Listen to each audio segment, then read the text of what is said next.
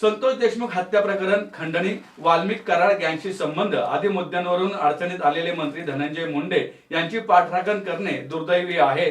भगवानगडाचे महंत नामदेव शास्त्री यांनी गुन्हेगारीचे समर्थन करणारी भूमिका मांडली असून याचा आम्ही निषेध करतो. या प्रकरणी नामदेव शास्त्री यांनी त्वरित वारकरी संप्रदायाची माफी मागावी, अन्यथा शास्त्री यांच्या विरोधात राज्यभर तीव्र आंदोलन करण्याचा इशारा राष्ट्रवादी आध्यात्मिक व वारकरी आघाडीने पत्रकार परिषदेत दिलाय.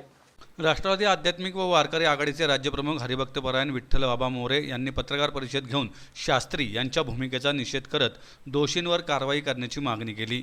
पुणे जिल्हा अध्यक्ष हरिभक्तपरायण समाधान महाराज देशमुख, राज्य उपाध्यक्ष मुबारकभाई शेख, राज्य युवा संपर्क प्रमुख हरिभक्तपरायण सूरज महाराज लवटे, आळंदी शहराध्यक्ष हरिभक्तपरायण दत्तात्रय महाराज साबळे, मुस्लिम संत विभागाचे संपर्क प्रमुख राजूभाई इनामदार, जिल्हा संघटक हरिभक्तपरायण आकाश महाराज जगताप, पुरंदर तालुका अध्यक्ष हरिभक्तपरायण तुकाराम पवार, सुपा प्रांत अध्यक्ष हनुमंत चांदगुडे, उपाध्यक्ष ऋषिकेश गाडेकर, बारामती तालुका अध्यक्ष रामचंद्र चांदगुडे, इंदापूर तालुका अध्यक्ष हरिभक्तपरायण दत्ता अर्जुन आदी यावेळी उपस्थित होते.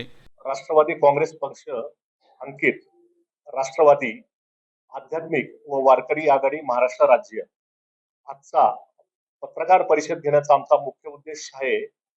भगवानगडाचे महंत हरिभक्तपरायण नामदेव महाराज शास्त्री यांनी गुंडांचे उघडपणे समर्थन केले पाहिजे, गुंडगिरीचे उघडपणे समर्थन केल्यावर त्यांना पाठिंबा दिला आहे.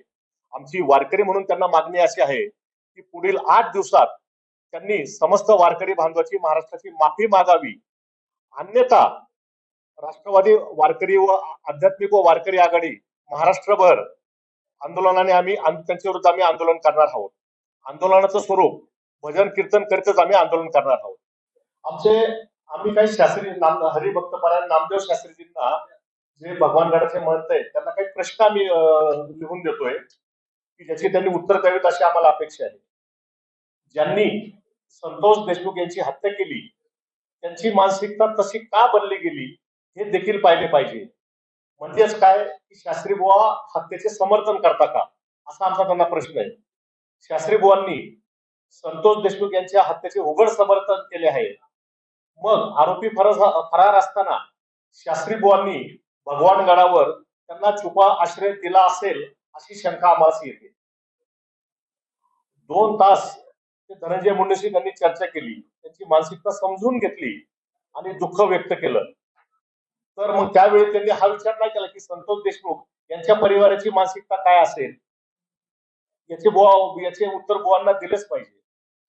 धनंजय मुंडे गुन्हेगार नाही म्हणता, मग धनंजय मुंडेचे अनेक घोटाळे आहेत. हार्वेस्टर घोटाळा आहे, कृषी साहित्य घोटाळा आहे, राग घोटाळा आहे, विमा घोटाळा आहे, वाळू माफिया, खंडणी वसुली, जमीन बळकावणे, गुन्हेगारी टोळे बनवणे, व्यभिचार करणे, हे काही सद्ग्रस्ताचं लक्षण आहे का? ह्या व्यक्तीला कसे तुम्ही गुन्हेगार म्हणणार नाही की ज्याला अख्खा बीड जिल्हा जाणतो, अख्खा महाराष्ट्र जाणतोय?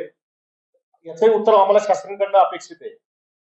आणि जर एक अजूनही महत्वाची गोष्ट विचारतो, जर धनंजय मुंडे म्हणजे तुम्हाला संत दिसतोय, मग त्याला तुम्ही भगवानगडाचा महंत करणार आहात का? ते धनंजय मुंडेंबद्दल म्हणले की त्यांनी एवढं सहन केलं त्रास, की एवढा त्रास सहन केला असता तर संत झाले असते. मग तुम्ही त्यांना करा महंत, डिक्लेअर करा पुढचा महंत, असे आम्हाला त्यांना विचार नाही त्यांना. आणि अजूनही महत्वाचा आरोप सांगतो, शास्त्रीजी एका समाजाचं नेतृत्व करतायत आणि 2 समाजामध्ये फूट पाडण्याचं ते काम करतायत.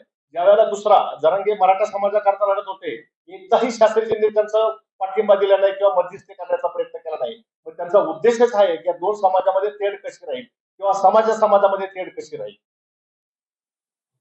मुंडेंची पार्श्वभूमी गुन्हेगाराची नाही म्हणता, बीडमध्ये गुन्हेगाराची टोळी करून मुंडेंनी बळ दिलेलं आहे हे आपल्याला सर्वश्रुत आहे.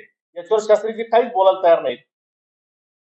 संतोष देशमुख यांनी गावातली दलित बांधवांची बाजू घेऊन बाजू घेतली, सरपंचांना त्यात मध्यस्थी करावी लागते. हे करताना काहीतरी असं म्हटलं जातं की संतोष देशमुखांनी कुणातरी एका व्यक्तीला चापट मारली, तर त्या चापटीच्या बदल्यात त्यांचा खून झाला. तर हबप शास्त्री महाराजांचं म्हणणं असं आहे की ती चापट नव्हती मारायला पाहिजे. म्हणजे चापटीच्या बदल्यात तुम्ही खून करणार आहात का? असा महाराष्ट्र आपला, हा महाराष्ट्र आपल्याला बिहार करून ठेवायचा का? याचंही शास्त्रीजींनी उत्तर द्यावं.